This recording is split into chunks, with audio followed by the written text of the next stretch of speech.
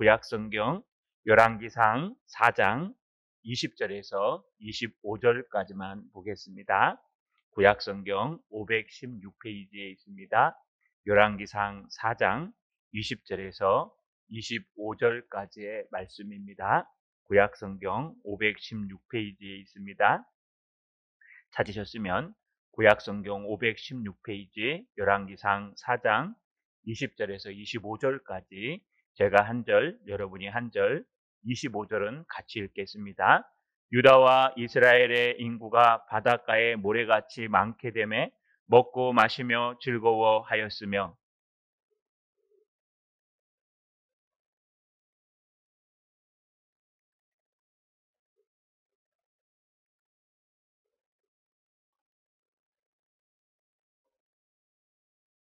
솔로몬의 하루의 음식물은 가는 밀가루가 30고루요 굵은 밀가루가 60고루요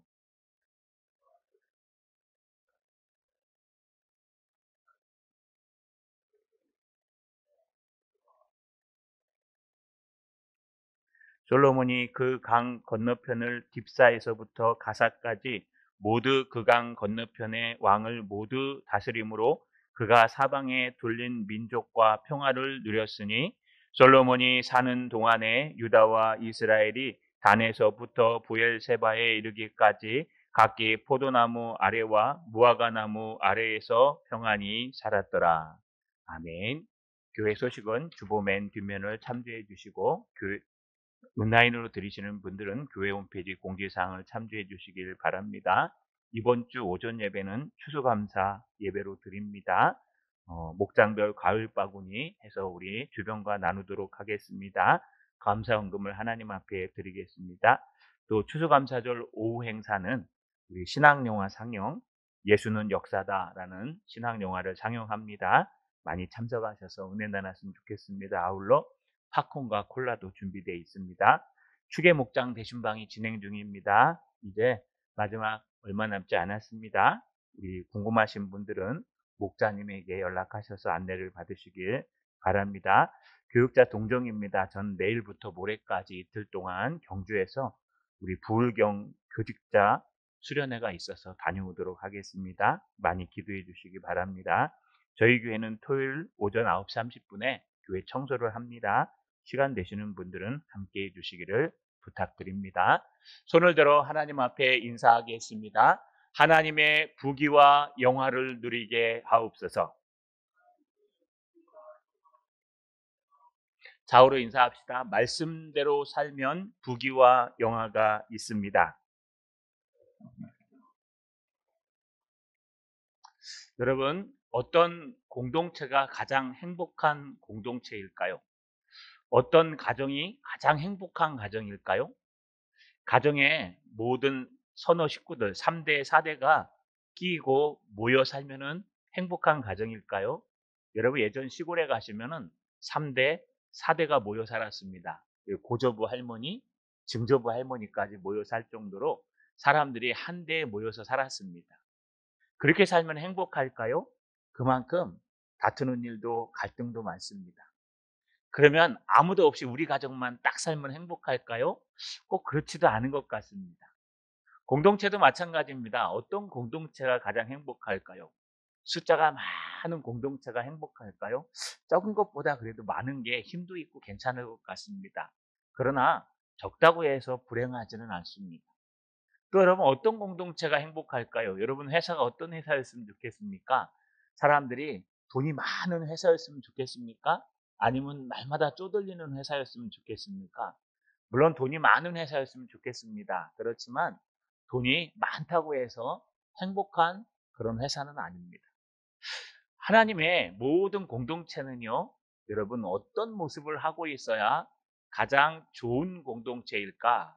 아마 거기에 속해 있는 직원이나 또 가정의 일부분이나 교회의 성도가 그 공동체를 통해서 영광을 돌리며 또 행복한 공동체, 세상에서 말하는 행복하고 평안이 있는 공동체가 가장 즐겁고 행복한 공동체일 겁니다. 그렇다면 하나님의 나라는 어떤 공동체일까요? 하나님의 나라가 여러분이 생각하는 가장 행복하고 부귀하고 영화로운 공동체입니다. 오늘 우리가 하나님의 지혜로 세운 나라가 어떤 부귀와 영화를 누리는지 말씀을 통해서 우리도 힘들지만 하나님의 말씀으로 가정을, 하나님의 말씀으로 교회를, 하나님의 말씀으로 회사를 세워가는 저와 여러분 되시기를 주님의 이름으로 간절히 소망합니다. 따라 읽겠습니다. 유다와 이스라엘은 평안하게 살았다. 한 번 더요. 유다와 이스라엘은 평안하게 살았다. 우리 4장으로 들어와서요. 4장 1절부터 6절까지의 말씀은 솔로몬의 내각에 대해서 살펴보았습니다. 하나님의 지혜를 받은 솔로몬이 하나님의 지혜를 가지고 하나님의 나라 이스라엘을 세웠는데 앞에 사울의 나라와 다윗 왕의 나라와 차이점이 있었습니다.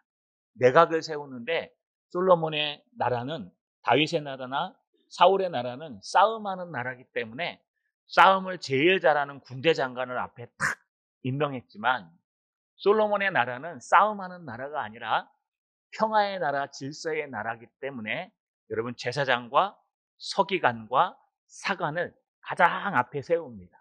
그러고 나서 저 뒤쪽에다가 여러분 군대 장관을 세웁니다. 싸움이 필요 없는 나라, 하나님의 신앙이 먼저인 나라. 그래서 제사장과 서기관을 가장 앞에 세우는 신앙의 나라였습니다. 또 두 번째는요, 7장부터 19절까지, 7절부터 19절까지는 행정구역을 12구역으로 나누어서 각 지방관장들을 두고 그들이 매달 돌아가면서 조공을 바쳐서 나라가 튼튼해졌습니다. 이걸 통해서 그 지역을 어떻게 한다고 했습니까? 하나님께서 하나님의 지혜가 세운 나라는 중심적으로 세워지며 또 12지파를 기준으로 해서 세웠기 때문에 말씀대로 세워진 나라, 신앙으로 세워진 나라, 말씀으로 세워진 나라, 또 지도자를 따라서 질서 있게 세워진 나라가 하나님의 지혜로 세운 나라라 그랬습니다. 여러분 이거 배우기 어렵습니다. 왜냐하면요, 인간의 본성은 이것을 거스르기 때문에 그렇습니다. 내가 먼저 올라가고 싶지 절대로 남이 나보다 잘 되는 꼴을 못 봅니다. 이게 인간의 본성입니다. 또 여러분 왕과 친해지면 왕이 옆에 있고 싶지 제일 먼 데로 발령받으면요 왕한테 욕하고 뒤돌아섭니다. 왜냐하면요 자기가 중심이 되고 싶은 세상이기 때문에 그렇습니다. 그런데 하나님의 지혜가 세우는 세상은 이런 걸 다 초월합니다. 하나님의 지혜가 신앙 먼저 말씀대로 정말 하나님의 은혜로 세운 나라들은요 인간의 본성을 초월해서 솔선수범하며 희생하는 나라를 하나님의 나라, 하나님의 지혜가 세운 나라입니다. 이렇게 되면 어떤 역사가 일어날까요? 여러분 이런 본성을 거슬려서 하나님의 나라를 세워가면 말씀으로 신앙으로 또 희생으로 세워가면 놀라운 역사가 나타납니다. 그 첫 번째가요 여러분 평안이 살아났다는 겁니다. 오늘 말씀을 보면 25절입니다. 5절입니다. 그런데 이게 여러분 샌드위치 구조라 그래서 20절과 마지막 25절이 동률을 이루고 21절과 24절이 동률을 이루고 23절과 24절이 핵심을 이룹니다. 그래서 핵심을 중심으로 외곽으로 하나, 두 개 샌드위치식으로 겹쳤다 그래서 이걸 우리 샌드위치 구조라고 얘기합니다. 왜 이렇게 되냐 하면 히브리 사람들의 문학 작품이 다 이렇습니다. 그래서 여러분 성경을 갖다가 샌드위치 구조로 다 이 구조가 됩니다. 억지로 짜맞힐 수도 있고요. 근데 문제는 뭐냐? 히브리 사람들은 가장 중요한 걸 중간에 놓고 그 다음에 주위로 그 다음 덜 중요한 걸 껍데기를 쌓아갑니다. 이게 히브리 사람들의 문학 구조이기 때문에 어쩔 수 없습니다. 그렇게 볼 때 오늘 25절까지의 말씀 6절이죠. 6절은 서로 샌드위치 구조를 이루어서 23절과 22절과 23절이 핵심이고요. 20절과 25절이 맨 가생입니다. 그럼 맨 가에 있는 이야기 첫 번째는 뭘까요? 이 20절과 25절의 말씀을 보면 유다와 이스라엘, 하나님의 지혜로 세워진 나라는 평안하게 살았더라. 이 결론입니다. 억지로 힘들어도 여러분 서로 싸우지 않고 억지로 힘들어도 내 모든 것을 내려놓고 포기하고 하나님의 말씀, 하나님이 먼저, 하나님의 말씀이 다음, 그 다음 내가 그 말씀을 위해 희생하는 나라가 되면은 첫 번째 누릴 수 있는 복은 여러분 평안하게 사는 겁니다. 20절에 보십시오. 유다와 이스라엘의 인구가 바닷가의 모래와 같이 많이 되매 만입니다. 먹고 마시며 즐거워하였으며. 또 25절에 솔로몬이 사는 동안에 유다와 이스라엘이 똑같죠. 유다와 이스라엘이 단에서부터 브엘세바에 이르기까지 각기 포도나무 아래와 무화과나무 아래에서 평안히 살았더라. 이게 하나님의 말씀으로 세운 공동체의 결과입니다. 하나님이 먼저 하나님의 말씀을 따라 하나님 앞에 희생으로 세워진 나라는요, 인간이 본성이 세운 나라보다 더 질서정연하고 그들이 받는 첫 번째 축복, 제일 가상위에 있는, 여러분 가상이 가해라고 얘기하죠. 제일 가해에 있는 축복이 뭐냐? 첫 번째, 그 나라가 평화로웠더라라는 얘기입니다. 어때서 평화로울까요? 사람이 별로 없었을까요? 아니요. 여러분 표현을 잘 보시면 유다라는 것은 12지파 중에 한 지파입니다. 솔로몬이 살아가는 예루살렘을 끼고 있는 12지파 중에 한 지파가 유다란 지파입니다. 이스라엘이란 뜻은 이 유다 지파를 포함한 12지파 모두를 이스라엘 나라라고 표현합니다. 그런데 여기 보시면 유다, 이스라엘 굳이 이렇게 표현할 필요가 있을까요? 어떤 신학자들은 그래서 여러분 열왕기상 12장에 가면은 솔로몬이 죽고 나서 르호보암 때 남유다와 북이스라엘이 나눠지는데 이 글이 아마 그때쯤 쓰였을 것이다. 그 후에 에스라나 그때쯤 쓰였을 것이다. 그렇기 때문에 유다와 이스라엘을 따로 구분하는 거다라고 표현합니다. 그럴 수도 있습니다. 그러나 더 중요한 것은 유다에는 예루살렘이 있고 예루살렘에는 하나님의 지혜가 있는 솔로몬이 있기 때문에 이것만 보더라도 여러분 중심적으로 지도자 중심적으로 세워가는 하나님의 나라인 걸 볼 수 있습니다. 그리고 숫자도 작지 않습니다. 여러분 인구가요 바다에 모래와 같이 있었다라고 표현합니다. 여러분 이 창세기 13장 16절에 보면 아브라함에게 이런 축복을 하십니다. 하나님께서 내가 내 자손이 땅의 티끌 같게 하리니 사람이 땅의 티끌을 능히 셀 수 있을진데 내 자손도 세리라. 땅의 티끌같이, 이거 딴 말로 얘기하면 바다의 모래같이 이런 뜻입니다. 그냥 수도 없이 많았다는 겁니다.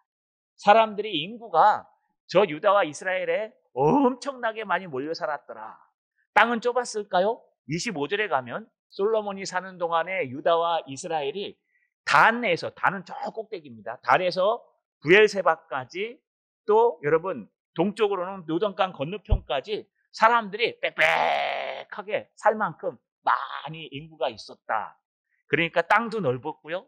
사람도 거기에 바다의 모래같이 많았다는 뜻입니다. 이렇게 하나님께서 물질의 축복, 인간의 축복, 사람의 축복들을 막 이스라엘에다 주셨는데 그러면 사람이 많으면 싸움해야 되잖아요. 여러분 별의별 사람들이 다 있지 않습니까? 사람이 많으면 가지 많은 나무에 바람 잘 날 없다고 사람이 많으면 여러분 많은 만큼 싸웁니다. 우리 교회가 여러분 많지는 않지만 저는 참 감사합니다. 그런데 저도 큰 교회 사역해봤는데 한 1000명 되는 교회에 보시면요.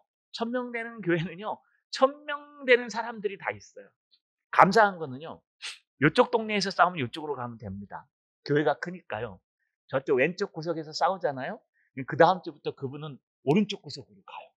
그러면 저기서 싸워가지고 여기로 옮겼구나. 피할 때가 있어요. 왜냐하면요. 사람들이 워낙 많으니까 그냥 저기서 앉아있던 사람이 오늘 티격태격 했어. 그럼 다음 주에 저쪽에 앉아있으면 저 집사님은 어저께 싸웠구나. 지난주에 싸워서 저쪽에 가시는구나. 그리고 거기서 있다가요. 또 저 위로 올라가요. 그러면 여기서 또 싸웠구나. 그러면 여러분 워낙에 교회가 크니까 피할 구석이 있어요. 그런데 작은 교회는 그런 구석이 없어요. 여기서 싸우면 교회 나가야 되는 그런 어려운 상황은 물론 있습니다. 그럼에도 불구하고 중요한 건 사람이 많으면 많은 만큼 여러분 바람 잘 날 없습니다. 계속 사고의 소식이 터져나오고 교회 떠난다고 소식 터져나오고 여러분 어디 다퉜다고 나오고 뭐가 사고 쳤다고 나오고 신방은 고사하고요. 너무너무 어렵습니다. 평안하지 않습니다. 그럼 여러분이 그만 똑같이 솔로몬의 나라도 사람이 많고 땅이 넓어졌으니까 모두가 다 티격태격 믿고냈고 네 땅 내 땅 하면서 싸워야 되지 않습니까? 근데 땅은 주님께서 말씀하신 대로 단에서 브엘사바까지 넓어졌는데 거기에 있는 사람들의 모습을 잘 보세요. 여러분, 먹고 마시며 즐거워하였으며, 또 밑으로 내려오시면 각기 포도나무 아래와 무화과나무 아래에서 평안히 살았더라. 할렐루야. 여러분, 이게 하나님의 은혜입니다. 사람이 많아지고 또 덩치가 커져도 거기에 있는 한 사람 한 사람이 소외되지 않고 모두가 다 먹고 마시고 즐거워했다는 거예요. 심지어는 여러분, 그 모든 사람들이 각각 이 포도나무와 무화과나무가 얼마나 잘 됐으면, 가뭄이 안 들었으면 포도나무와 무화과나무 아래에서 평안하게 낮잠을 즐기며 또 수확을 하며 평안하게 살았더라라고 성경은 기록합니다. 여러분, 이게 평화가요, 히브리어로 바타흐란 단어를 써요. 이 바타흐란 단어는요, 안정되다, 평강하다 이런 뜻인데, 이게 있었다, 살았더라라는 단어는 없습니다. 존재했다, 늘 있었다 이런 단어입니다. 그러니까 그 사람 옆에 늘 평안이 있었다. 먹는 것 때문에 걱정할 필요 없고, 싸움 때문에 걱정할 필요 없고, 그 다음에 불의한 몇 사람들 때문에 걱정할 필요 없이 모두가 다 하나님의 지혜와 질서 안에서 누가 각자 평화를 누리고 즐겁게 행복하게 평안하게 살았더라. 이게 하나님 말씀으로 세워진 공동체의 특징입니다. 세울 때는 어렵습니다. 우리 앞에 살펴봤죠. 솔로몬이 이 나라를 세울 때 쉬웠습니까? 아니요. 솔로몬 죽을 뻔했습니다.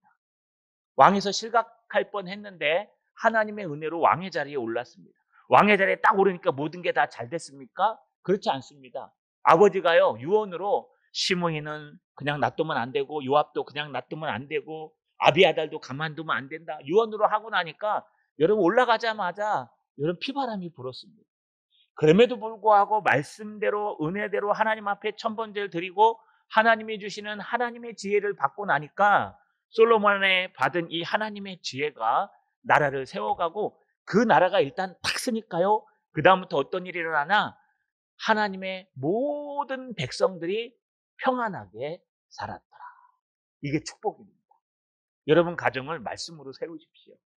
말씀으로 세울 때는 어려울 겁니다. 왜 아버지는 꼭 그렇게 말씀대로 살려고 그래요? 아버지는 꼭 그렇게 말씀으로 하려고 그래요? 뭐 이렇게도 살고 저렇게도 사는 거지, 요즘 세상에 왜 그렇게 살아요? 그런데 여러분, 그 본성대로 살면 행복할 것 같은데 꼭 문제가 생깁니다. 하지만 우리가 하나님의 말씀대로 가정을 세우고 하나님의 말씀대로 교회와 회사를 세워가면 처음에는 어렵고 힘들지 모릅니다. 본성이 부딪히니까요. 하지만 어느 순간인가 어느 고도에 하나님의 은혜가 탁 임하면요, 그 다음부터는 하나님이 책임져 주십니다. 하나님이 번성하게 하시고 하나님이 평안을 주시고 모든 사람이 그 그늘 아래서 평안을 누렸더라. 저는 이 말씀을 묵상하면서요, 마지막 저 25절 B번이 가슴에 콱 와닿습니다.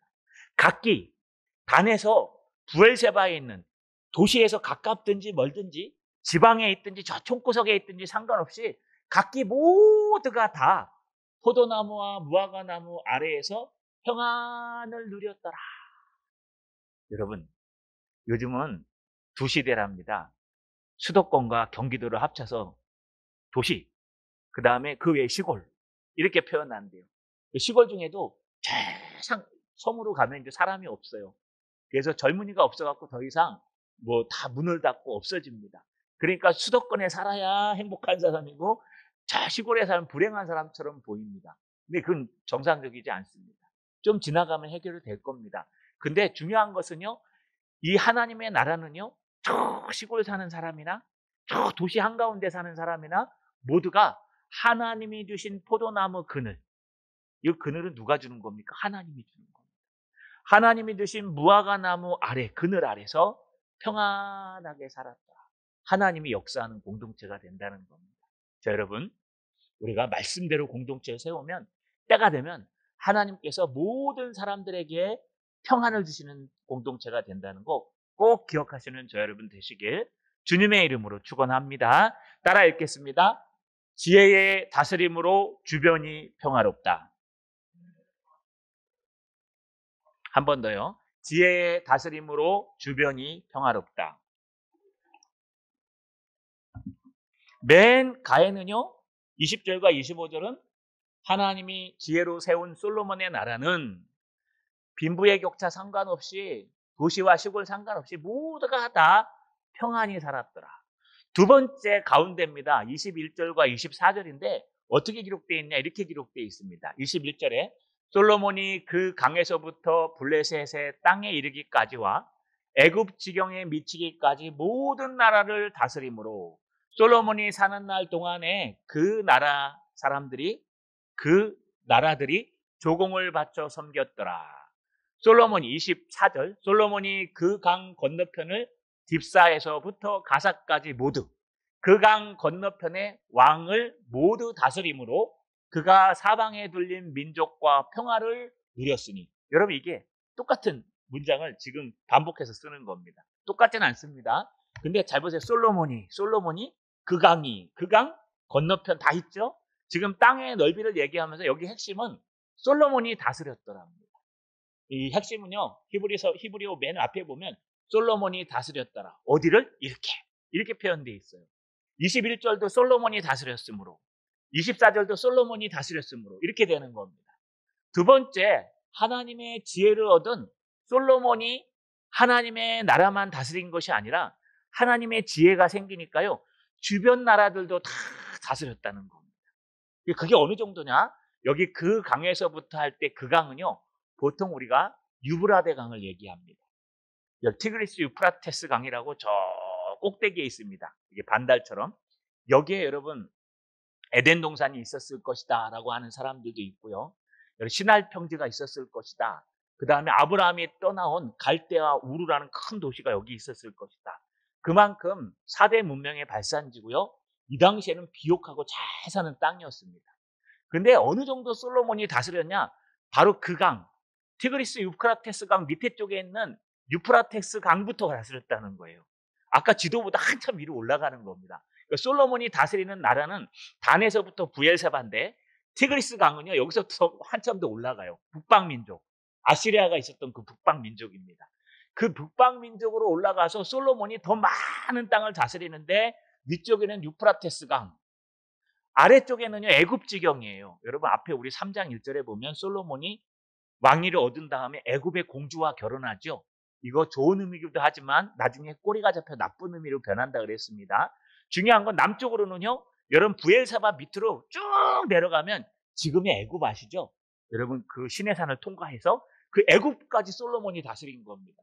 그럼 블레셋은 뭘까요? 사실 블레셋은 밑에 땅인데 옆으로 쭉 퍼져 있었습니다. 그래서 요단 서편 쪽에 건너가서 요단 서편 쪽에 있는 모든 땅도 말합니다.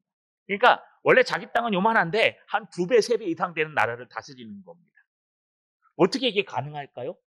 솔로몬이 싸움을 잘했을까요? 그렇지 않습니다. 성경의 뒤에 보시면 이디오피아 여왕이요, 여러분 자기의 부하와 함께 솔로몬의 지혜를 듣고 가갖고요, 감동하지 않습니까? 또 성경 여러 부분에 보면은 솔로몬이 주변 나라들에게 조언을 합니다. 그래서 여러분, 주변 나라들이 솔로몬 나라에 대해서 조언을 받습니다. 왕이시여, 이런 일이 이 나라에 있었는데 어떻게 했으면 좋겠습니까? 그럼 솔로몬이 지혜롭기 때문에 그 모든 것들을 가르쳐줘요. 이게 선배의 모습 아닙니까? 여러분, 우리 선배한테 가끔 물어보지 않습니까? 이렇게 할 때 어떻게 기도합니까? 우리 선배들이요, 그때는 이렇게 기도해야 돼. 그러면 굉장히 우리가 누릴 수 있는 그런 생각들을 얘기합니다. 목회도 비슷한 것 같습니다. 그냥 초년 목회 때는요, 선배한테 전화해서 물어보는데 어느 정도 목회가 오래되니까요, 이 전화가 옵니다. 젊은 친구들이 전화 와서, 목사님 결혼식 하는데 이럴 때는 어떻게 해야 됩니까? 장례식 할 때 이러면 어떻게 해야 됩니까? 목회할 때 이런 거 어떻게 해야 됩니까? 진짜 잘 못하지만 그래도 조금의 도움은 되는 것 같습니다. 저도 그랬고요. 이게 마찬가지입니다. 솔로몬은 아직 어리지만 하나님의 지혜를 받으니까 전쟁도 하지 않았는데 주변의 왕들이, 여러분 뒤에 밑에 24절에 보세요. 솔로몬이 그 강, 유프라테스입니다. 건너편 딥사에서부터 가사까지, 위에서부터 아래까지예요. 가사까지 모두, 또 그 강 건너편의 왕을 모두, 그러니까 그 강 건너편에 있는 나라들과 거기를 다스리는 왕까지 모두를 다스렸대요. 왕을 어떻게 다스려요? 그 왕들이 물어오는 거예요. 아모리 왕이요, 와갖고 물어보는 거예요, 솔로몬한테. 우리나라에 이런 경제적인 어려움이 닥쳤는데 어떻게 했으면 좋겠습니까? 하고 사신을 보내면 솔로몬이 답장을 쓰는 거예요. 이렇게 하시면 될 것 같습니다. 하나님의 지혜가 쫙 있는 거예요. 우리 북방 오랑캐가 쳐들어오는데 우리나라를 어떻게 했으면 좋겠습니까? 하고 솔로몬한테 물어보면 솔로몬이 답을 보내요. 근데 이 답이요, 지혜로운 답이고 하나님의 지혜이기 때문에 감동을 주는 겁니다. 그러니까 주변에 있는 모든 나라들이 그냥 자연스럽게 하나님의 지혜 앞에 무릎 꿇는 거예요. 솔로몬이 강해서도 아닙니다. 여러분 군사적으로 다음 주에 나옵니다. 군사력이. 물론 막강합니다. 그럼에도 불구하고 여러분 이렇게 될 수밖에 없었던 이유들을 또 설명할 겁니다. 제가 그래서 다음 주 설교하려고 딱 잘라놨습니다. 너무 깊어서. 솔로몬이 잘한 것 같은데 하나님이 다 막고 있는 거예요. 못 가, 안 돼, 내 아들이야 하고 다 막고 있기 때문에 솔로몬의 나라가 엄청나게 강성해지고 하나님의 지혜를 주니까 그 지혜로 자연스럽게 여러분 저 유프라테스 강부터 시작해서 남쪽의 애굽까지 모든 나라를 통틀어서 다 솔로몬은 속국이 되는 거예요. 모르면 물어보고 그렇게 해서 또 해결되면 또 물어보고 하면서 이 나라가요, 솔로몬이 다 다스리는 나라가 됐습니다. 그랬더니 어떻게 됐을까요? 21절에 B 보십시오. 솔로몬이 사는 동안에 그 나라들이 조공을 바쳐 섬겼더라. 얘기도 안 했는데 자기네들이요, 여러분 조공 아시죠? 조공이 뭡니까? 밑에 있는 속국들이 위에 있는 주상에게 여러분 특산물을 바치는 거예요. 뭘 바쳤을까요? 성경을 쭉 찾아보니까 여러분 열왕기상 10장 25절에 그가 각기 예물을 가지고 왔으니 곧 은그릇과 금그릇과 의복과 갑옷과 향품과 말과 노새라 해마다 그리하였더라. 1년에 한 번씩 솔로몬 만나려고 저는 들고 오는 거예요. 지혜를 듣기 위해서.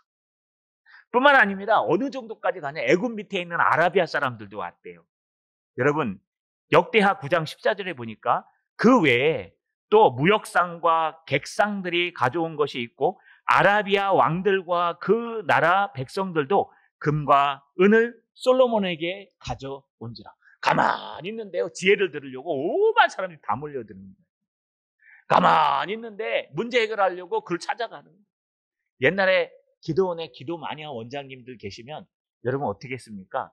지금도 그런 분들이 있긴 합니다. 뭐 병이 안 낫는 병 걸리면 올라가지 않습니까? 그래서 안수기도 받고 나오면 그 다음 또 막 사람들한테 다 얘기해갖고 왕창 데리고 올라가잖아요. 또 원장님은 그거 먹고 살고. 물론 뭐 잘못된 부분도 있습니다만 한때 기도원 중심의 신앙이었었습니다. 우리 모든 선배들이. 마찬가지입니다. 나에게 해결되지 않는 문제, 우리나라에 해결되지 않는 이 문제들을 들고 솔로몬에만 가면 해결이 되는 거예요. 그러니까 빈손 갑니까? 빈손으로? 아니죠. 자기의 모든 특산물을 가지고 가는데 어느 정도냐? 저 이집트 밑에 있는 아라비아 그 시커먼 사람들까지 솔로몬에게 와서 다스림을 받았더라. 조공을 바쳤대요. 24절 B번에 보세요. 그가 사방에 둘린 민족과 평화를 누렸더라. 이 누렸다는 말은 없습니다. 여기 뭐가 있나? 평화가 있었다. 이렇게 표현되어 있어요. 다시 말해서 솔로몬이 하나님의 지혜를 가지니까 수만방에 있는 사람들이 다 조공을 들고 오고 심지어는 그들과 싸울 필요도 없어요. 왜냐하면 여러분 존경하는 선배가 있는 나라를 어떻게 공격합니까? 그래서 솔로몬이 다스리는 나라는 나라 안에서도 하나님의 평강이 임했고 나라 밖에 있는 모든 사람들과도 평화를 누렸더라 라고 하는 겁니다. 하나님의 지혜로 공동체를 세우면 주변과 평화를 누립니다. 여러분 하나님의 지혜로 하나님의 공동체를 세워가면 주변과 싸우지 않아도 됩니다. 하나님의 지혜로 하나님의 가정을 이루어가면 주변 사람들과 싸우지 않아도요, 여러분 하나님께서 이기게 하십니다. 자, 여러분 하나님의 지혜로 주변 사람과 평화를 누리는 은혜를 누리는 저 여러분 되시길 주님의 이름으로 간절히 축복합니다. 마지막입니다. 따라 읽겠습니다. 실제로 솔로몬의 하루 음식을 소개한다. 한 번 더요. 실제로 솔로몬의 하루 음식을 소개한다. 자, 이제 핵심입니다. 22절, 23절이 중간에라 그랬어요. 안고. 이 안고는 뭘까요? 전혀 엉뚱한 게 등장합니다. 그게 뭐냐 하면요, 솔로몬이 하루에 소비하는 음식물을 얘기해 줍니다. 이거 뭐로 얘기하는데요? 이걸 들으시면 기절할 겁니다. 왜냐하면요, 솔로몬이 하루에 먹는 음식이 혼자 먹은 게 아니라 솔로몬 식탁에서 밥을 먹는데 한 끼를 같이, 하루를 같이 먹는 그 주변, 솔로몬 주변에 있는 사람들이 얼마나 많은지 보십시오. 22절. 솔로몬의 하루의 음식물은 가는 밀가루가 30고르요, 굵은 밀가루가 60고르요. 여러분, 고르를 갖다 독일의 학자가 연구하니까 230리터랍니다. 1고르가. 1고르가 우리 개혁 한글에서는 석이라고 표현했습니다. 한 섭, 두 섭 이렇게. 그런데 이거를 원문대로 하면 고르란 단어를 쓰는데, 이 고르란 단어가요, 230리터 이 밀가루나 가루를 재는 거예요. 그리고 가는 가루는 아주 굵게 빨아가지고요, 빠가지고 요거는 고급 음식을 할 때 쓴답니다. 밀가루도 뭐 등급이 있지 않습니까? 그리고 굵은 가루는요, 주식으로 쓰는 그냥 아무만 오는 빵을 만드는 가루예요. 그래가지고 이 가는 가루와 고운 가루를 섞으면은 여러분 아주 맛있는 빵이 된답니다. 그런데 지금 가는 가루는 30고르고 굵은 가루는 60고르입니다. 그러면 1고르가 230리터니까 가는 가루가 얼마나 될까요? 제가 계산을 해봤습니다. 6,900리터. 굵은 가루는 13,800리터. 두 개 합치면요, 27,000리터예요. 27,000리터의 그 가루를 갖다가 빵을 만들면, 레바브 빵을 만들면 어느 정도 만드냐 하면 약 15,000명 정도 먹을 수 있는 빵을 만듭니다. 하루 15,000명이 배부르게 먹을 수 있는 빵을 여러분 2만 고루 정도에 되는 이런 가루를 갖다 만들면 15,000명이 먹을 수 있는 빵을 충분히 만든다고 합니다. 그런데 지금 솔로몬이 예루살렘 성에서 밥을 먹는데 그 안에 15,000명이 있을까요? 아니요, 그렇지 않습니다. 얼마나 풍요롭게 먹었는가를 보여주는 겁니다. 또 주변에 15,000명은 없지만 최소한 10,000명 이상은 있었을 것이다. 그러면 10,000명이 15,000명 되는 그런 밥을 먹을 정도니까 이건 지나다니는 강아지도 옛날에 그러지 않았습니까? 우리 잘 될 때 지나다니는 개도 10,000원짜리 물고 다닌다고. 그 말이 무슨 뜻이에요? 나라가 잘 살게 되고 풍요로워지니까요, 지나가는 강아지도 1,000원짜리는 안 물고 다닌대요. 10,000원짜리 물고 다닌대요. 똑같습니다. 이 솔로몬이 얼마나 잘 살았냐? 지나가는 거지도요, 빵을 2-3개씩 끼고 다니는 거예요. 거지인데. 그 정도로 풍요롭게 살았다는 거예요. 또 23절에 보세요. 살찐소 10마리, 초장소 20마리. 여러분, 살찐소와 초장소의 차이점은요, 살찐소는 우리 안에 가둬놓고 키우는 소예요. 초장소는 방목하는 거예요. 요거 두 개의 차이점은 뭘까요? 맛이 다르답니다. 우리 안에 가둬놓고 키우는 소는 살만 디릭디릭 쪘기 때문에 무게는 많이 나가지만 물살이라 그러죠. 그냥 비계와 이런 것들이 많아갖고 터벅터벅 먹고요. 초장에서 뛰어노는 소들은요, 여러분 마블이 많이 생겨가지고 아주 맛있답니다.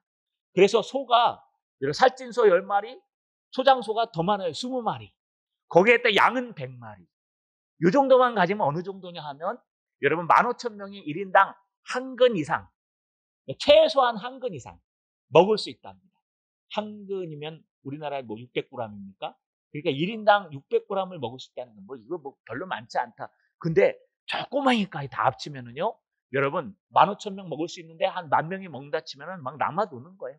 고기가 그냥 남아도는 겁니다. 먹을 만큼. 또 심지어 그 외에 수사슴과 노루와 암사슴과 살찐 새들도 있었다. 수사슴, 노루, 암사슴, 새들은 안 키웠습니다. 이건 사냥해서 잡는 거예요.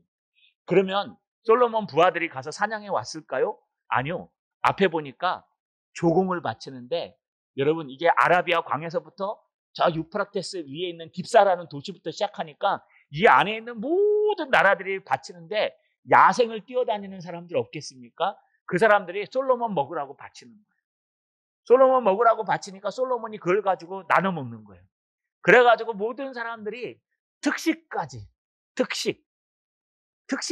즐겼더라. 이렇게 되는 게 오늘 말씀의 핵심입니다. 이거를 설명하려고 왜 이렇게 되는 음식을 먹을 수 있었을까, 솔로몬이? 어떻게 이렇게 풍요롭게 살 수 있었을까?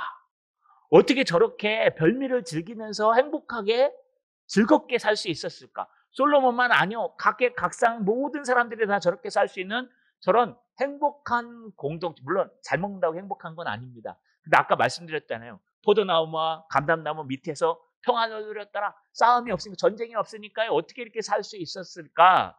그걸 설명한 게 오늘 말씀입니다. 자, 여러분, 말씀을 마치겠습니다. 하나님의 지혜로 공동체를 세워가고 하나님의 지혜로 가정을 세워가는 건 어렵습니다.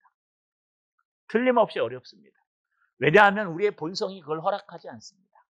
우리의 본성은 내가 왕이 되고 싶고 내 나라를 만들고 싶고 또 하나님보다는 내가 우선이고 먹고 사는 게 우선일 수 있습니다. 가정도 똑같습니다. 우리 아이들이요, 부모님 말씀 듣는 것보다 요즘은 내가 하는 게 더 낫습니다. 그렇기 때문에 질서 있는 나라, 하나님 말씀의 나라, 기도하는 나라 세우기 참 어렵습니다.